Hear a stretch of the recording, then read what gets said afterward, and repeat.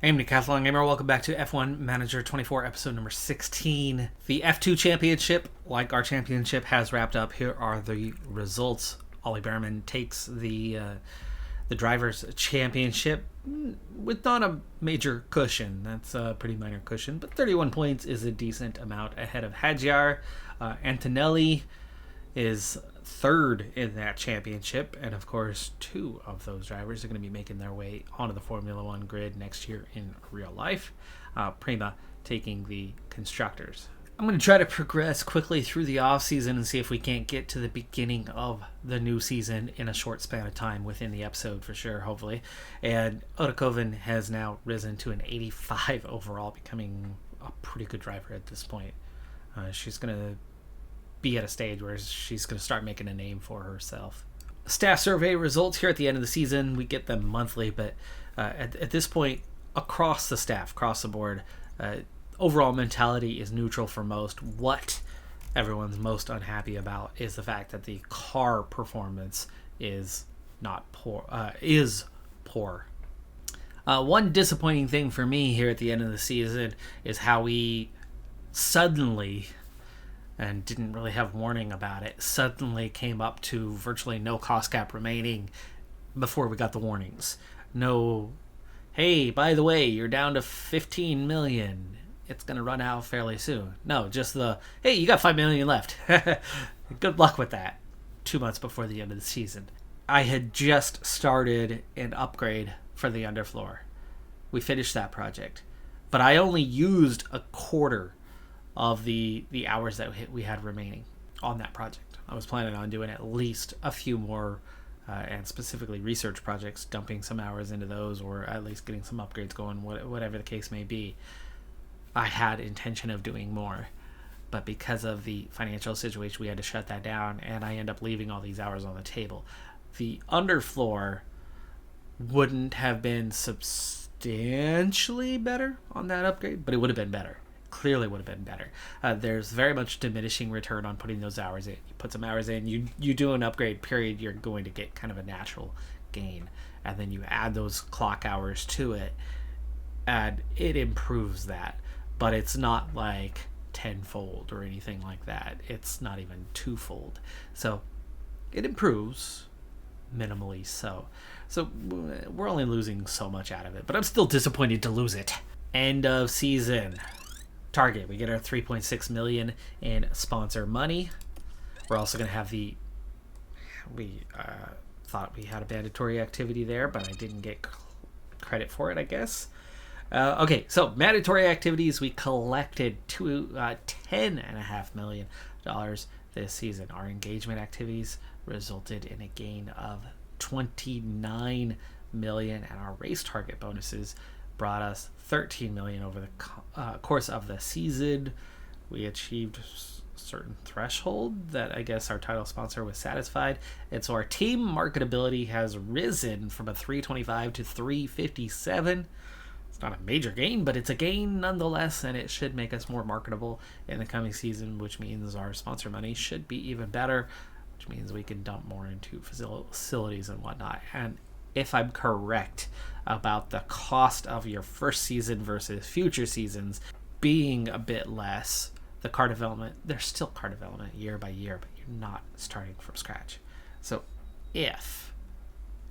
big if that initial cost comes down by 20 million or 30 million, there's that much more that we could put into something like the facilities or continuing with some car development. We don't need the car to be rapid yet. We've got a long ways to go. We've got a lot of facility work to be done. The drivers come along. We want to bring the car along with it, but we don't need to have the number one car on the grid next season.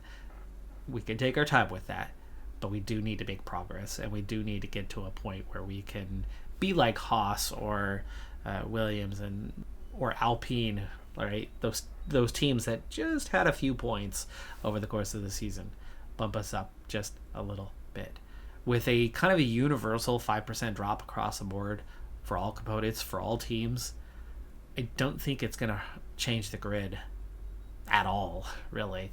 The same teams that are ahead now are going to be the same teams ahead next season. Verstappen is going to win a lot of races again next season. The big thing is, can we climb that ladder that little bit further next season and get closer to that grid average and be more competitive? That's it. That's the goal there. And realistically, throw in some facility upgrades that are going to take us to that next level. Fastest pit stop did not net much money for us, only $600K for finishing 10th. Our team rating has gone from under a star to 2 stars, though, so we are going to see a substantial increase in our team rating. We're going to be a more established team in year number 2. I think we have proven ourselves well to go from a team that was well off the pace to having a competitive race car, not scoring points, but a competitive race car. There's been a big difference with that, and in real life, it's been a while. It's been a real while. Back when Kicksauber was, whatever iteration ago, Alfa Romeo, there was a phase, and gosh, it's been 9 years, 10 years, somewhere around 2014, 2015, where we had another team on the grid and Alfa Romeo really, really struggling at the back. They were competing with each other, 2 teams, 3 teams, really, really far off the pace. Quickly, a lap down, getting out of the way. Blue flags were a big thing for them, and they were scoring 0 points a season, period. Well off the pace of everybody else, much, much smaller budget than everybody else. 1 or 2 teams fell apart, and Haas came in. I know my history is not perfect on this, and I know that there's some of you that are going to be able to rattle off who and what in an instant, and good on you. I don't have that perfect of a memory, but I know that there was that scenario where there was very much back marker teams and then a midfield. And there hasn't been proper back markers for a long time. We started this season as a proper back marker, and Kicksauber was in between. They are the back marker, but even then they're still way more competitive, getting 12th, getting 13th, and 14th. Regularly finishing ahead of other cars, just not consistently high enough to beat enough of them, but beating some of them. And that's what it's been like in real life for quite a few years here, where, okay, Logan Sargent was near the back of the grid, Zhou Guanyu was near the back of the grid frequently, but not all the time. Gosh, has everybody scored a point? Maybe not. I don't think Logan Sargent scored any points. He's now out of a race seat, so that hasn't happened. But Albon certainly has. Anyway, 2-star rating. We failed in our objective. It's 2028 where they want us to score points in half of the races. We've got plenty of time for that to happen. Team principal rating drops. That's silly. But team rating also increases. Constructors, 189. We have some history now. First year, right? Team rating, 259. It has gone up. But no heritage, no drivers, bonuses, no high rankings. Okay, fine. Board confidence does finish the season high. We ultimately did enough, even though we only finished 10th and they wanted 9th. We were consistently doing that at the end of the season, and that made them pretty dang happy in the short term. 1.5 million, though. Not a huge bonus, but it's something. So, regulation changes. The cost cap decreases by 5 million, and I never figured we were going to have problems with that, but we did in year 1. But in theory, I don't think it's going to be much of a problem in the future. But there's that 5% across the board. That's the only changes we have for the coming year, and we're into a new season. Final balance at the end of the year is 13.2 million. Final tally on the cost cap is we have kept it at that 2.3 million, so we did have that little bit reserve. Happy to see that the team marketability is that little bit higher. The driver marketability is getting better. Otakovan's increasing. The staff, the drivers, the car, the finances, the facilities, all of those limitations that we started this series with, you got to say that was not just a successful first season. It was an excellent first season, considering. Could we have been a little higher in the constructors? Could we have gotten that ninth? I mean, we were consistently there by the end of the season. It was disappointing that we didn't get that a little bit more, but I think getting that last race and getting that 12th place made a big difference on how that outlook was, because we weren't last. We had the worst car all year long, and we still had the worst car at the end of the season. We didn't have the worst drivers, and that made that little bit of a difference. But everything else is still lagging behind. But even though the car is still lagging behind, and even though the car is still the weakest as we finish the season, and we're going to go into the new season still in that same position, the gap is so much closer that I'm optimistic that we are going to start making those progressions into next season. And so, that being said, I do think it was, all in all, a very successful season, albeit still being a back marker. So, our off season, all taking place with a drink of champagne and a kiss at midnight on New Year's, because we will go straight into January 1st from here. I'm going to assume that maybe this wasn't happening at the drop of the ball. Anyway, new objective, 9th. I'm okay with that now, because I do think we can do that. Long-term objective remains as a points contender. Our balance. We finished with 13 million. We get some prize money. There's sponsor funding. Nothing yet. Board payment is 6 million. But then here's that negative part. Facilities. Staff.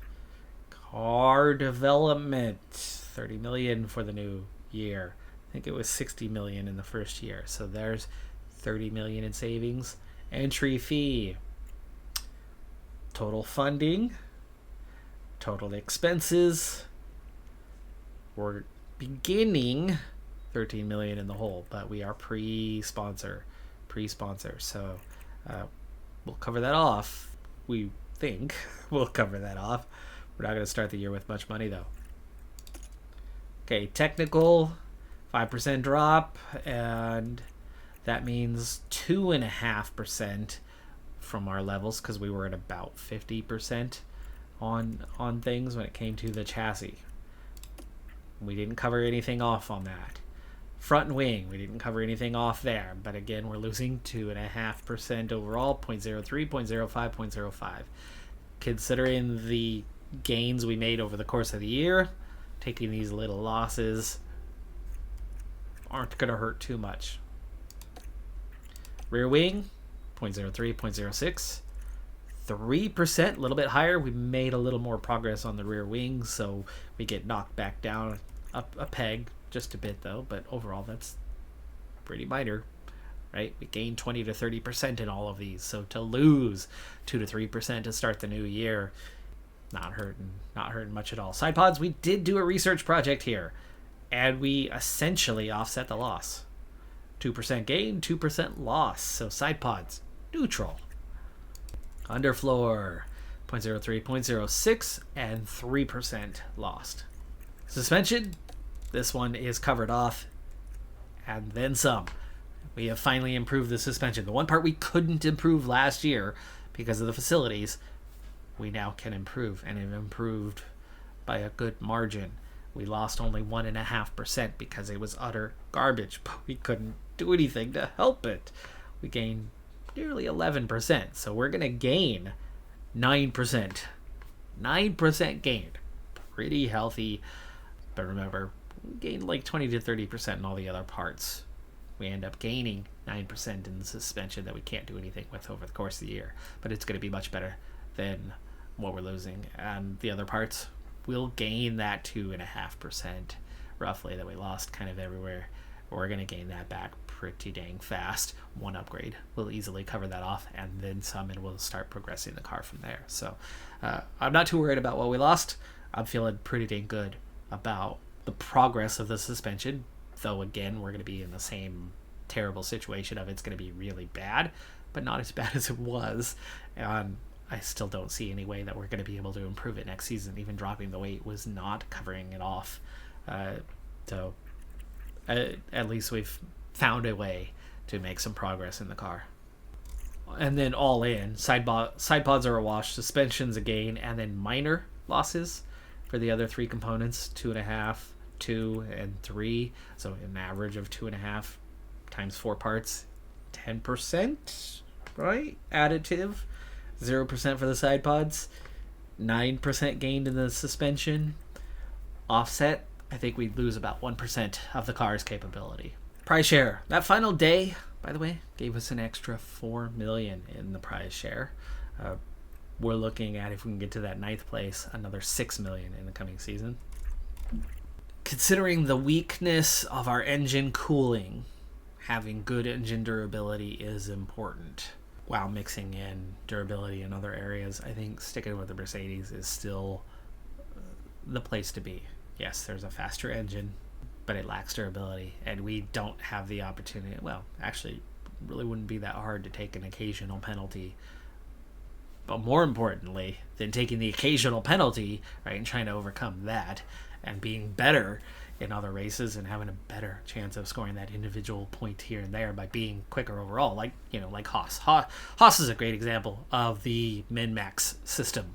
They are terrible, 9th and 10th place, or 10th place, and destroy every other car in the field until you eventually get the first race suspension from points in history. Tag team your way to snatching some points that you are not good enough to get otherwise, because everything's just right. The circumstances are just there.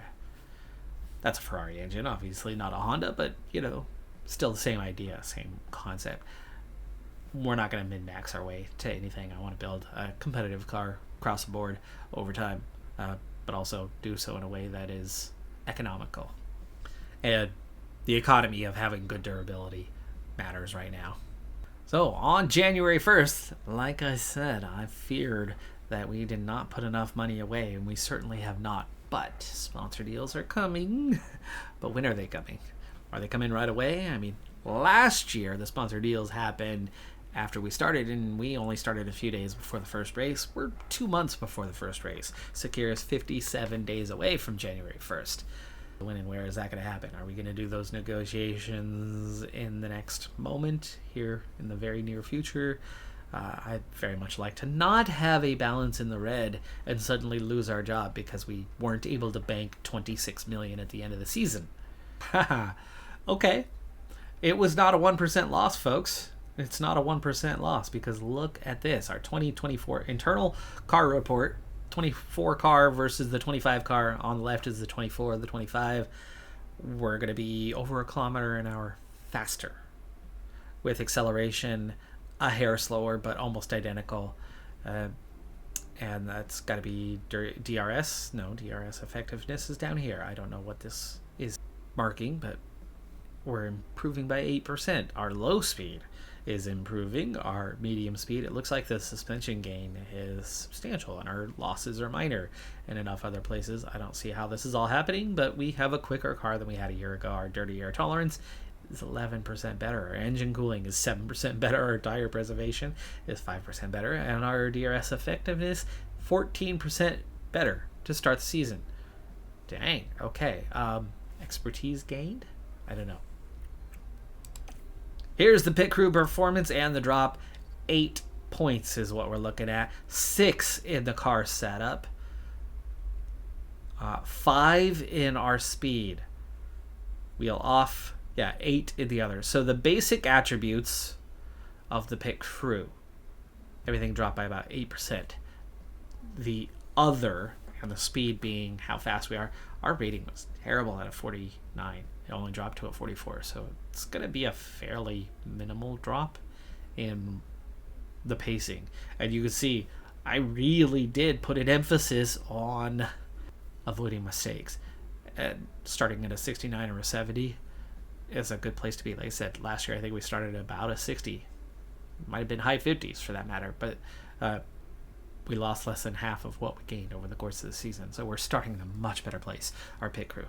That's confirmed. Into an ATR period, we will start with that soon, but we do not have any money to spend at this moment. We've got to get a sponsor deal before we can begin investing in the car. Fingers crossed that that's happening very soon.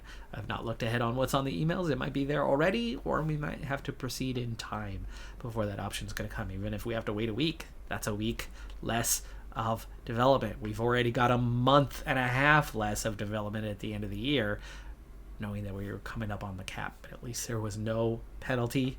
We stayed below the mark. I think we're actually going to have a hair less in hours as we did last year. Yes, we are. Because we came in as, the presumptive 11th. Now we're the 10th. So it will cut down on our hours ever so slightly, but it's still going to be a lot of hours, and it's not going to make that much of a difference. We'll be fine with that. Okay, so we have refurbished the team hub. I'm still getting notices about the affiliates, even though they should be gone by now. Driver development update. Winter.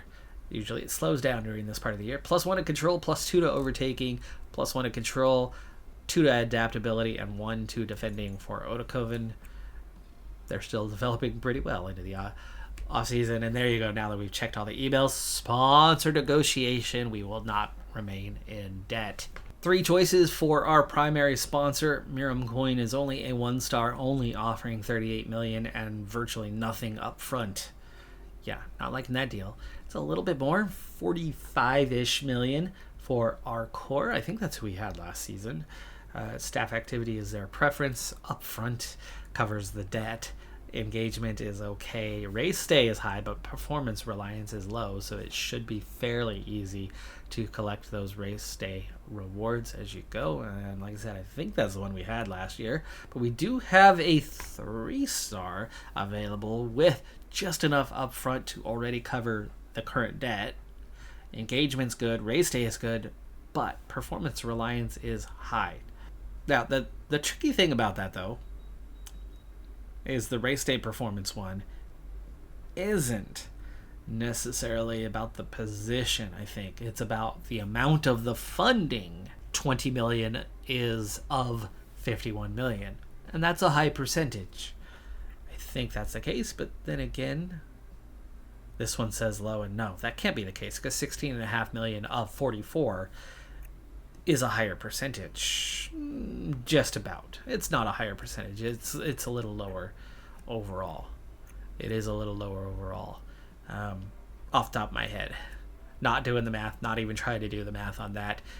Really can't be that hard. I mean, we're talking about a near 50 million, so kind of double 32, but a little higher, 35%, where this one is just under 40%. They're not that far. 35, 38, right? It's pretty close. So performance reliance is on how you do. And if it's high, it means they are asking for a higher position to get your funding, where this one's asking for a lower position. I like the lower position for sure. And I do not like, this one just sucks. Nothing up front. Race day performance is moderate. I like the low performance reliance. Last season, we found that the upfront was obviously good, has its benefit. The engagement, obviously, it works in your favor. But the race day bonuses, they were a lot harder to get. We maximize the engagement. The upfront is obviously locked. The race day is a much harder metric to obtain. And so I'm going to go with the low performance reliance yet again, because we're looking at, 28.5 million. Where this one is 31.3, right? There's a $3 million increase and race day bonuses, but they're higher. Damn it. I'm going to go for the higher one. We've already seen how it works. There's lower options. It's just not going to add up to the 19.9, but I'm loving the overall just higher value of what's available. The optional sponsors. We're going to fill this puppy out and get as much money as we can. No mandatory activities for this one. Technology-based. Upfront money, $6 million. Okay. That one's 9.3. I'm going to kind of start with what has the higher value. And not necessarily related to race day performance, because that one tends to trail off on how much you earn. So adding in a high engagement one. So I've managed to add in 5 additional sponsors pretty healthy increase. It's going to bring us up to 92.9 million overall possible for the season. 20 million up front gets us out of debt. Only gives us 7 million though as a starting balance. So that it is going to be tricky early on to get upgrades going, to do anything with facilities. But 43 million in engagement available. Did about 36 last year, did we not? In the race day, we earned quite a bit less than what was available to us, but if we can get anywhere near 15 to 20 million this season additional, it's great. We'll have to see what our funding is going to be like comparatively, as remember, a lot of new contracts are starting, so it's going to be a little more expensive this year. We might not be in the clear on finances just yet. Things have shifted a little bit on performance reliance up to moderate, and the preference is driver activity, which we got to watch out for because I'm not a big fan of using those. Having a whole month to train your pit crew at the start of the year and actually hold on, reality check. We had all of December minus, a weekend right at the start of it. We have all of January and we have all of February, except for like a weekend right at the end of that. So we have almost a 3-month span to just train. Of course, first month gets negated by the reset and the decline, but after the end of just 1 month, we're already going to have most of what we lost back. We'll be back up to 73s, where we finished at 77 at the end of December, so just 4 points away. Right, we'll make up half of what we lost. Car release is going to neutralize to where the others are. This time I'm putting a little less into that. Car building, already back up to a 55. We finished at 56, 57, so very, very close on that one. The estimated pit stop time, back to a 2.689, where we started at like 2.8 a year ago, first race weekend. We're going to be much better than that now. The reset did...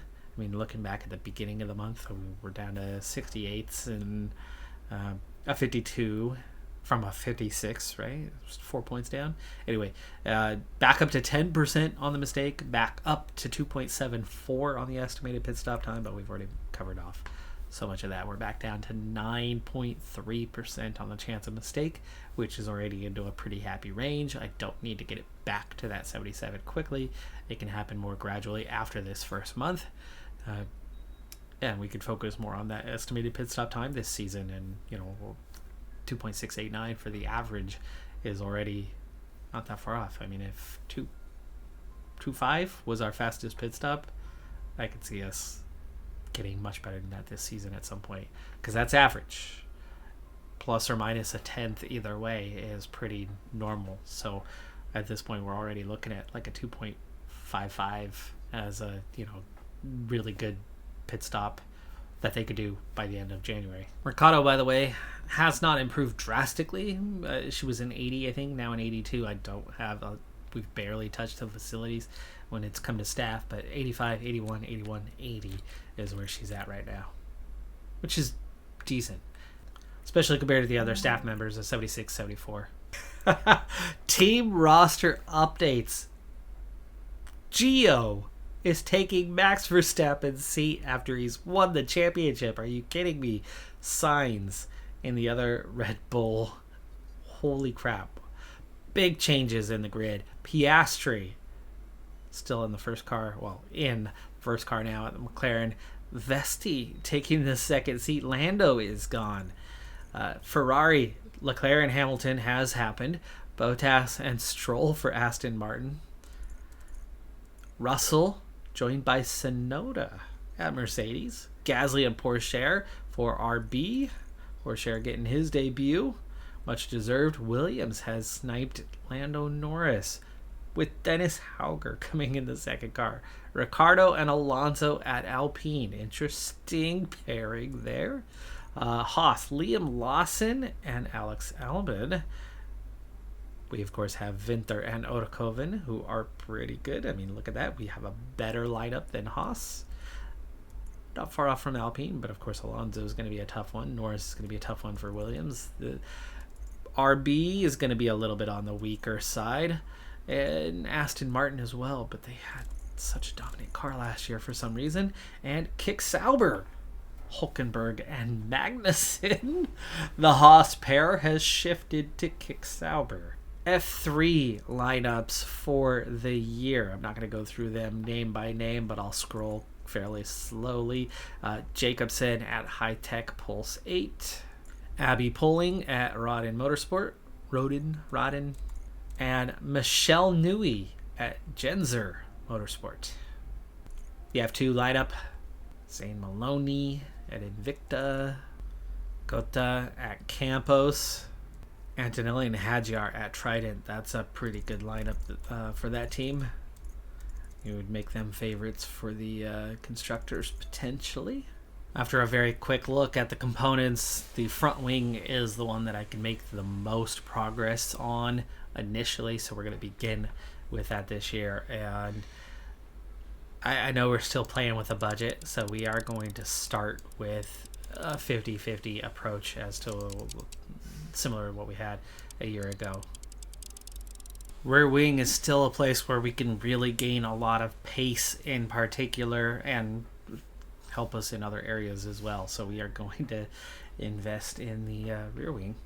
And that's our first two projects. Each of them are going to take just over a month to complete, so we'll have them in time for the first race of the year.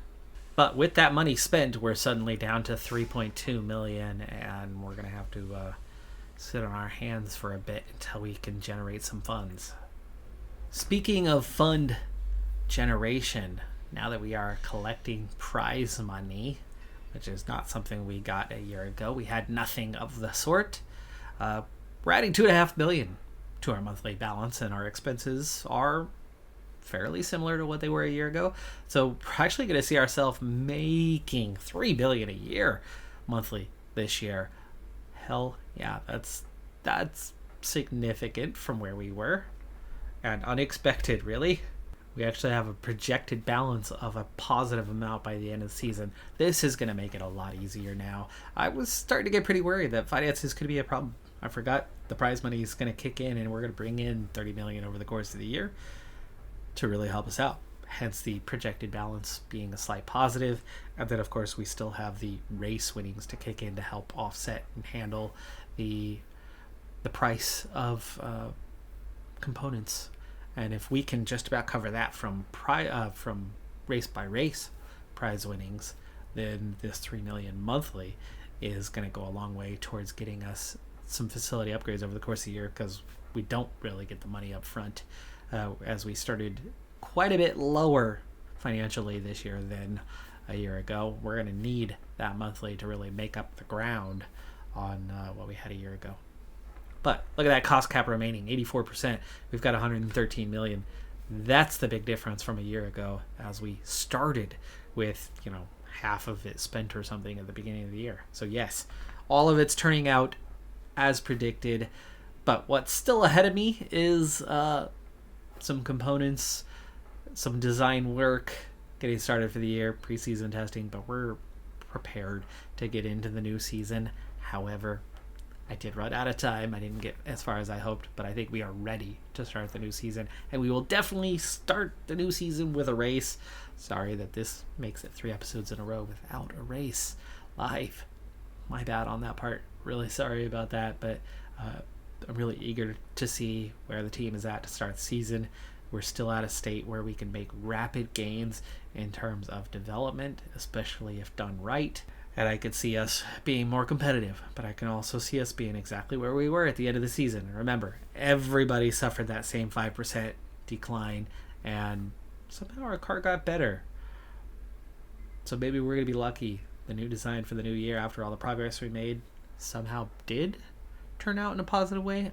I don't see how that necessarily worked, but I'll take it. But I still have a feeling that we're going to be a bit off of grid average for a little while, but being competitive, able to get that 9th or 10th on kind of a race by race basis still seems likely. Here we should pick up roughly where we left off in theory. That's going to do it for this one, though. I'm the Decathlon Gamer. Like, comment, subscribe, and I'll see you next time. Have a good one. Be safe out there. Bye for now.